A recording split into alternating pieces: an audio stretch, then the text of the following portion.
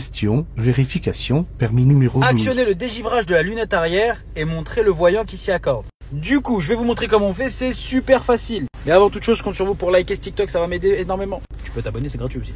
Le bouton, c'est celui-ci, donc on va venir appuyer dessus, d'accord? Ce qui va faire que ça va désembuer la lunette de derrière. Et le jour de l'examen, donc vous allez appuyer dessus et vous allez lui montrer, voilà, vous lui dire c'est ici. Question sécurité. Quelle peut être la conséquence d'une panne du dégivrage arrière? La réponse que l'inspecteur il attend, c'est d'avoir une très mauvaise visibilité à l'arrière, voire ne rien voir du tout carrément. Tu vois, c'est parce que c'est tellement givré que tu peux ne rien voir. Et maintenant la question premier secours. Hors autoroute ou endroit dangereux, en cas de panne ou d'accident, où doit être placé le triangle de présignalisation?